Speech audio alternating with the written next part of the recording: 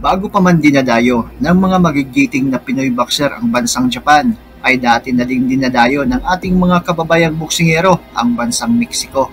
Kilala ang bansang ito dahil sa mga boxing champion, mga matitibay at matatapang na mga mandirigma sa ibabaw ng lona.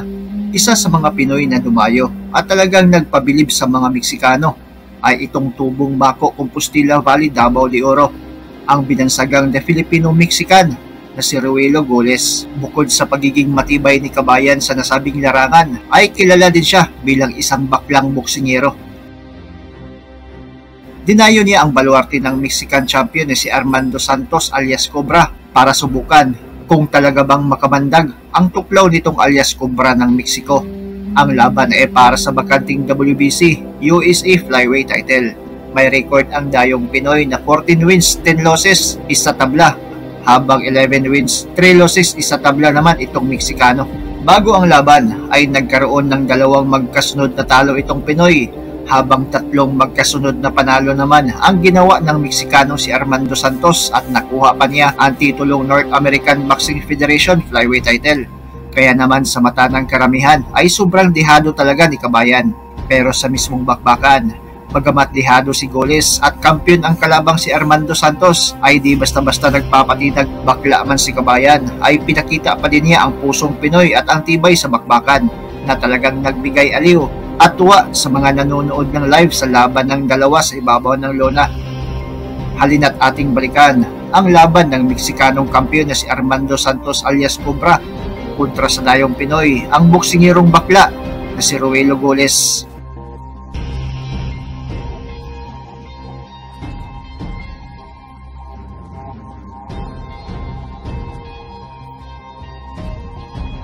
Naghahanap ka ba ng legit na talpakan? Dito ka na sa number 1 talpakan sa buong mundo, ang 1xBet. Pwede kayong tumalpak sa boxing, basketball, NBA, PBA at marami pa. Sobrang dali gamitin. Mag-download lang kayo ng 1xBet na app at mag-register. I-type ang pangalan, phone number at gamitin ang promo code natin na CNM para makakuha kayo ng instant bonus sa unang deposit ninyo up to 7,000 pesos. Madali lang mag-deposit. Pwede gumamit ng GCash at bank transfer. Bukod sa sports betting, ay pwede din kayong maglaro sa mga casino games. Sobrang dali gamitin, sobrang dali manalo at sobrang dali mag-withdraw. So ano pa ang hinihintay ninyo? Talpak na! Nasa pin comment sa ibaba ang link mga pre. At paalala, para lang ito sa 21 years old and above. Gamble responsibly.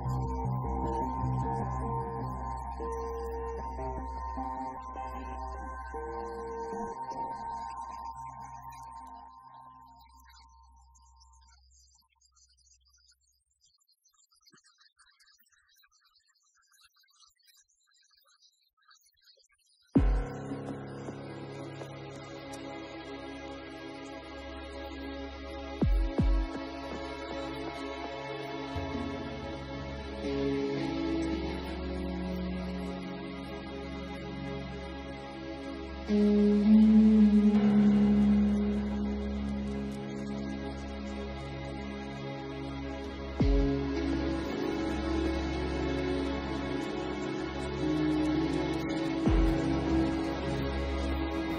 pinahirapan ni Goles itong si Alias Cobra.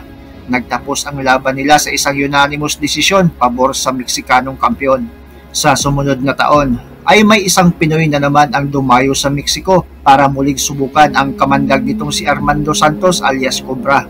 Ang Pinoy na dumayo ay walang iba kundi ang tinaguriang angas ng Pinas na si Jandrel Casimero alias Cuatro Alas. 2 rounds lang ang itinagal ng Meksikano sa mga kamao ni Jandrel Cuatro Alas Casimero.